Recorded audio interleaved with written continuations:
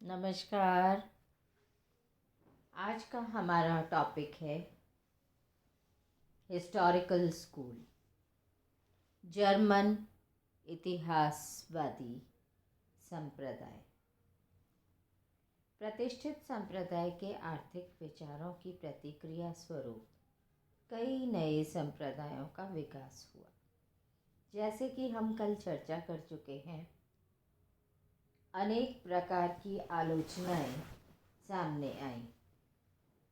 ये आलोचनाएं प्रतिष्ठित अर्थशास्त्र की अनेक प्रकार से की गई। इनमें से जिन अर्थशास्त्रियों ने निगमन प्रणाली के प्रयोग के लिए रिकार्डो व उसके समर्थकों की आलोचना की, उन्हें जर्मन ऐतिहासिक संप्रदाय कहा गया।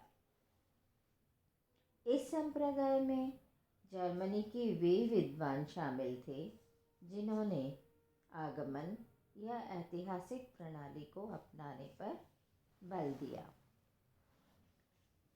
ऐतिहासिक संप्रदाय को जन्म देने वाले अनेक कारण हैं। इनमें से सबसे प्रमुख है प्रतिष्ठित अर्थशास्त्र की आलोचना, उसके पूर्ववर्ती विचारक हीगल का दर्शन और अन्य कारण।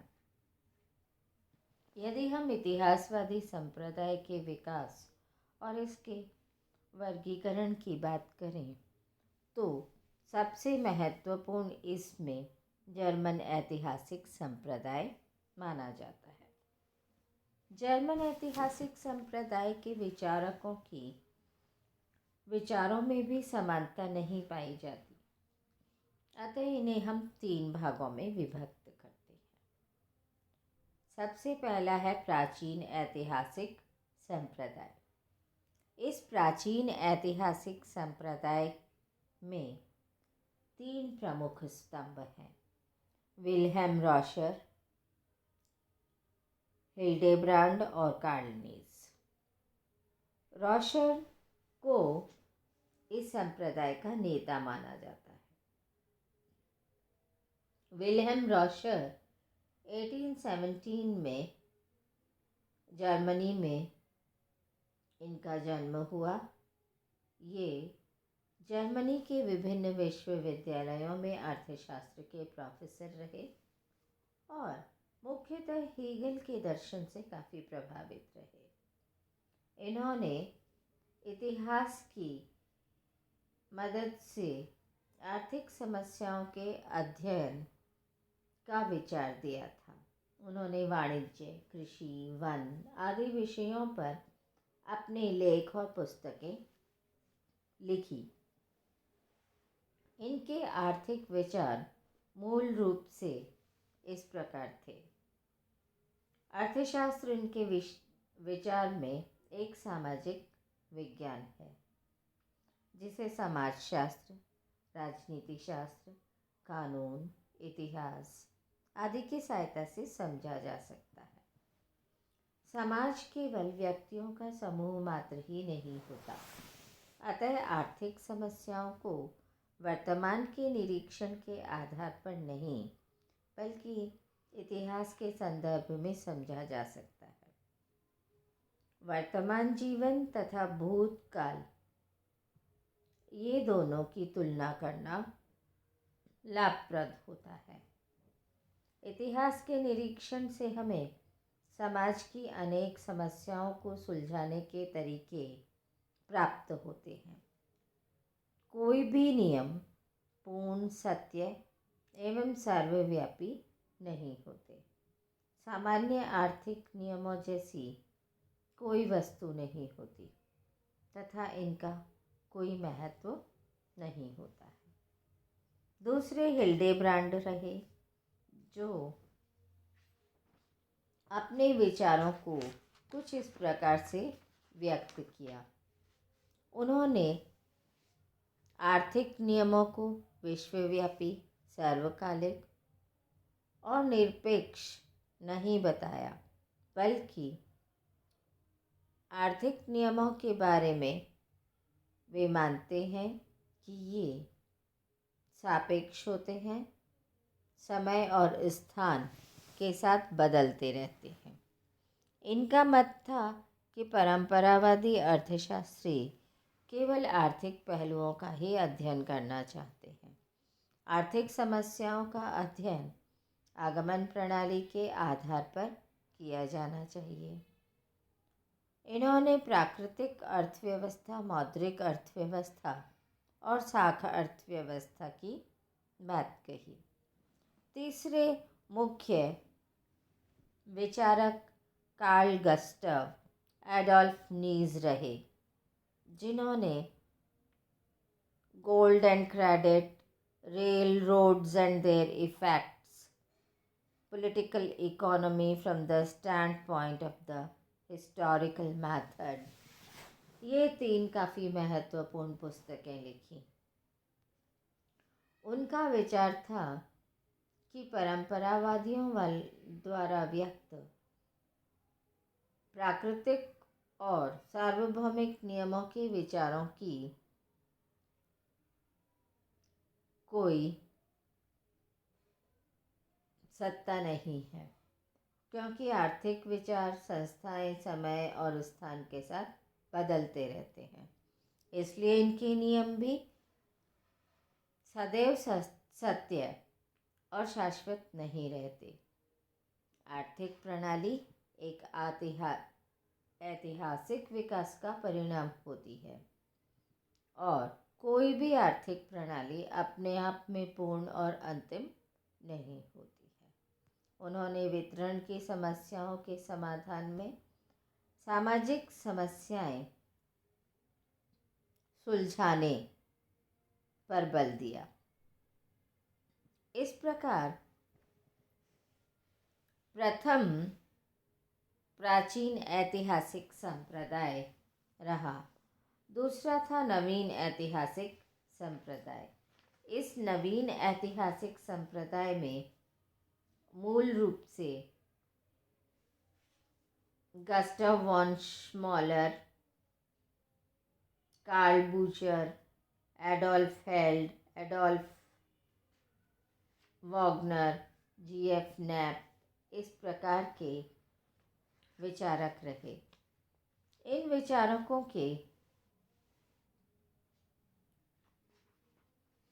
विचारों में मूल बात ये रही कि इनके अनुसार राज्य सर्वशक्तिमान है और व्यक्ति इसके ऊपर नहीं होना चाहिए।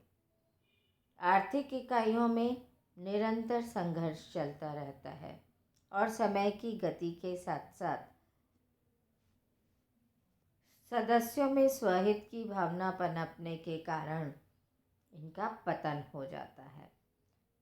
ये विचारक मुक्त व्यापार के समर्थक और सरकारी कानूनों के विरोधी थे, क्योंकि इनका विश्वास था कि आयात करने जैसे विशेष विधान कुछ विशेष वर्गों के ही हितों को संरक्षित करते हैं, संपूर्ण राष्ट्रीय हितों को नहीं देखते हैं। इनके मत में श्रम, वेतन, उत्पादन क्षमता, श्रम संघ के संबंध में विचार कुछ भिन्न रहे। उन्होंने बताया कि राज्य समाजवाद 2 कार्य मुख्य रूप से करें: श्रमिकों की आर्थिक स्थिति में सुधार और धन को समाज के कुछ व्यक्तियों या वर्गों के हाथों में केंद्रित होने से रोकना। इसके बाद जो तीसरा नवीनतम ऐतिहासिक संप्रदाय आता है, इसमें 3 प्रोफेसर शुम्पेटर ने 3 प्रसिद्ध प्रतिनिधि बताए हैं: आर्थर स्पीथऑफ, बर्नर सोमबर्ट और मैक्स वेबर। ये तीनों ही जर्मनी के काफ़ी प्रसिद्ध विचारक रहे। इन तीनों के विचारों में काफ़ी समानता पाई गई और ये मानते हैं कि अर्थव्यवस्था में व्यापार चक्रों का उद्भव का कारण अति उत्पादन में निहित होता है। सोमबर्ट, जिन्होंने कि बर्लिन विश्वविद्यालय में शिक्षा प्राप्त की और वहीं पर प्राध्यापक रहे, उनका मानना था कि अर्थशास्त्र के अध्ययन की 3 प्रणालियां हैं: अति भौतिक या दार्शनिक। वे संत एक्विनस से काफ़ी प्रभावित थे।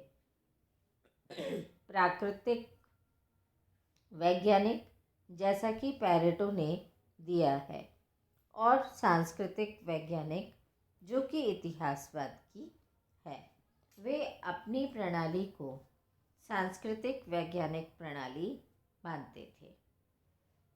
पूंजीवादी अर्थव्यवस्था में उद्यमी ही आर्थिक क्रियाओं की दिशा को निर्धारित करता है, और उनका विचार था कि पूंजीवाद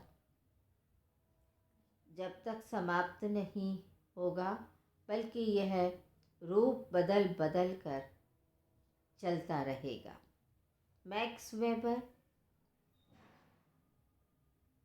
एक मूल रूप से एक वकील थे, और वकील के रूप में कार्य करते हुए कुछ समय के बाद न्यायाधीश बने, और इस पद पर रहते हुए उन्होंने कृषि श्रमिकों की स्थिति पर अपनी पुस्तक लिखी, जो बहुत प्रसिद्ध हुई, और इसी के कारण फ्रीबर्ग विश्वविद्यालय में उन्हें प्राध्यापक की नियुक्ति मिल गई। वे समाजशास्त्री, समाज सुधारक, राष्ट्रवादी और अर्थशास्त्री थे। कार्ल मार्क्स का वेबर पर गहरा प्रभाव पड़ा था। उनके विचार थे कि पूंजीवाद एक ऐसी व्यवस्था है जिसमें विकास की प्रक्रिया एक बार प्रारंभ होने के बाद निरंतर चलती रहती है, और लाभ भावना इसकी सबसे मुख्य प्रेरक शक्ति होती है। आधुनिक पूंजीवाद के विकास में धर्म की महत्वपूर्ण भूमिका रही। वे इस निष्कर्ष पर पहुंचे कि कैथोलिक चर्च के अधीन पूंजीवाद का विकास नहीं हो सका, तो वे काल्विनिस्ट थे, जो अपने लाभ को व्यापार में विनियोग करने की कला जानते थे। इससे पूंजी संचय को प्रोत्साहन मिला। उनके अनुसार पूंजीवादी एक संगठित व्यवसाय है जो लाभ कमाना और बाजार की दशाओं का शोषण अपना मुख्य ध्येय मानकर चलता है। ऐतिहासिक समकों का तुलनात्मक और सापेक्षता के साथ प्रयोग करने पर जोर दिया। वेबर ने पूंजीवाद के कई रूप बताए: राजनीतिक पूंजीवाद, साम्राज्यवादी पूंजीवाद, फोरिया पूंजीवाद, राज्यों के बीच पूंजीवाद और औद्योगिक पूंजीवाद। इस प्रकार हम देखते हैं कि इतिहासवादी संप्रदाय मूल रूप से इस बात पर बल देता है कि आर्थिक नियमों की जो व्याख्या है उसे भिन्न प्रणाली के द्वारा किया जाना चाहिए, और उन्होंने प्रतिष्ठित अर्थशास्त्र की आलोचना करते हुए एक नए प्रकार के भिन्न समाजवाद की स्थापना पर बल दिया। धन्यवाद।